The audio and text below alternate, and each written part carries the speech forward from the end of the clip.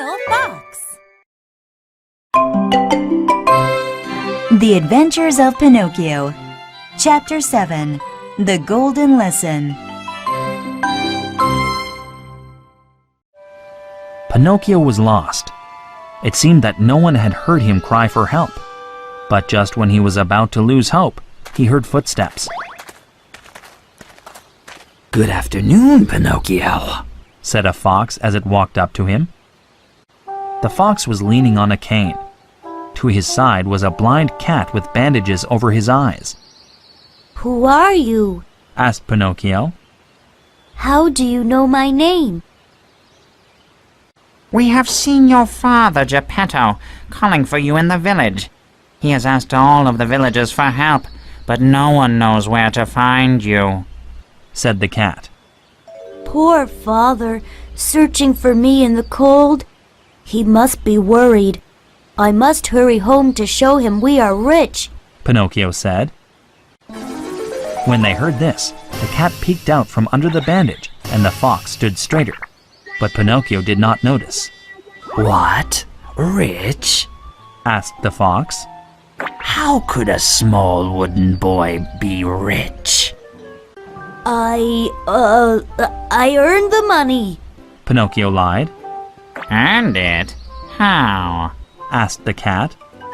"I worked as a dancer for the marionette master, and he paid me." Pinocchio lied again.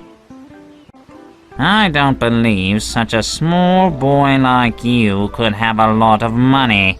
I would have to see it to believe such a thing," said the cat. "Well, you can't see it. Said Pinocchio. I have hidden it away." He didn't think about how strange it was for a blind cat to ask to see his gold. "It's a shame you can't take home more than a pocket full of money to Geppetto," said the fox. "He is such a kind man. I know of a way to make a small bit of money into a large load of money, but I'm sure you wouldn't be interested. Come, Mr. Cat, let's show Pinocchio the way home."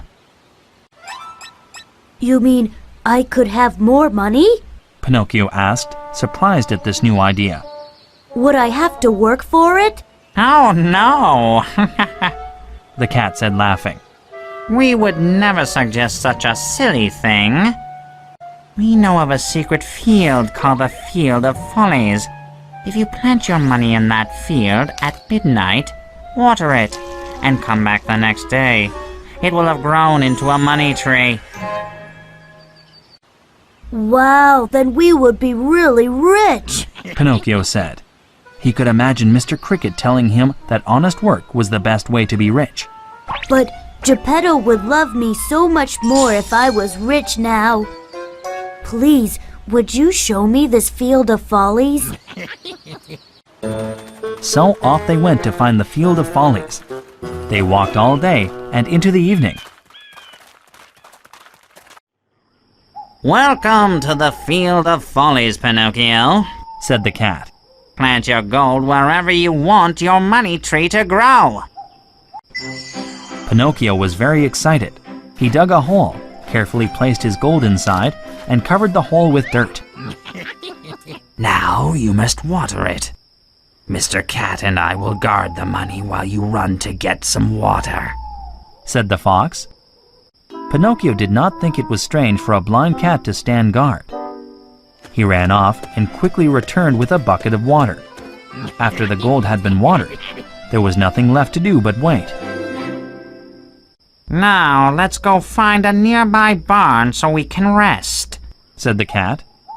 "Yes, if we stay here and watch, the tree will not grow," agreed the fox. So off they went with happy thoughts of being rich.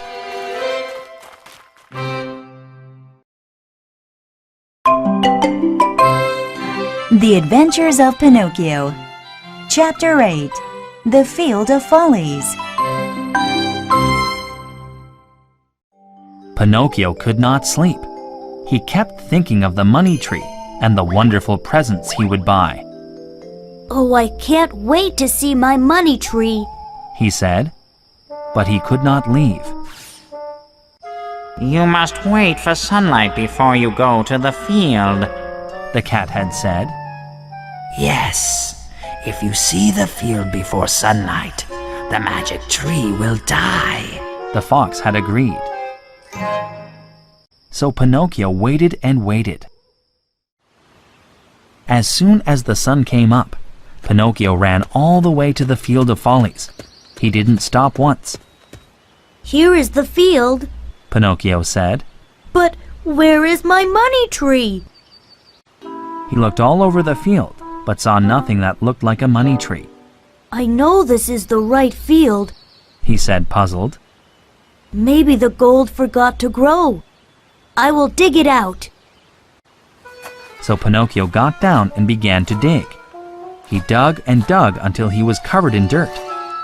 This hole was 5 times as big as the first hole, but he saw no gold. I know this is the right place. Oh, where is my gold? Pinocchio cried. Above his head, someone was laughing.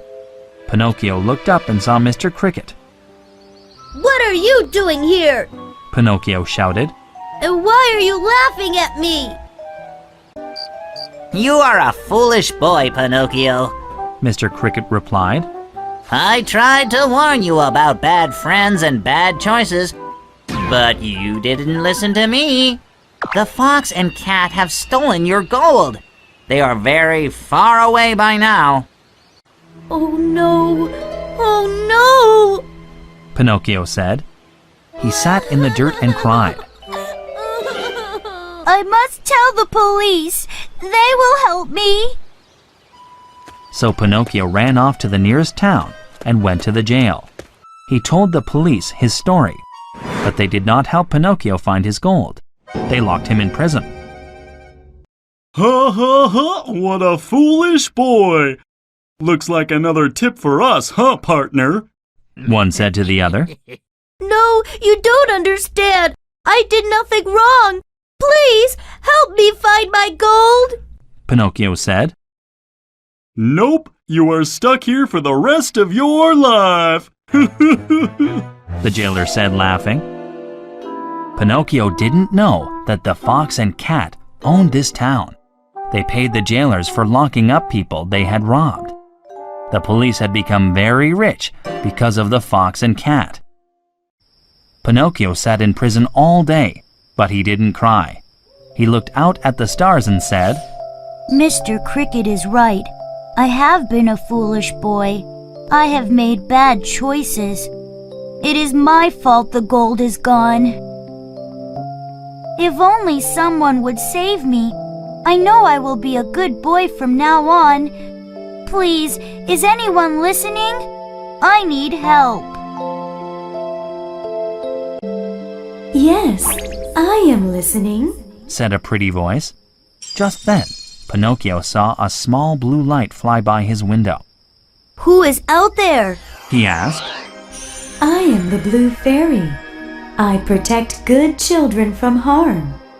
I am here to help you. Please get me out of jail, said Pinocchio. Why are you in jail? Asked the fairy. What have you done wrong? Nothing at all, said Pinocchio. The fox and the cat tricked me. They stole all my gold coins. Where did you get the money? Asked the blue fairy. I earned it, said Pinocchio. I starred in a show.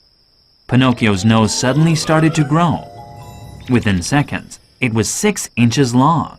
Pinocchio stared at his nose in surprise.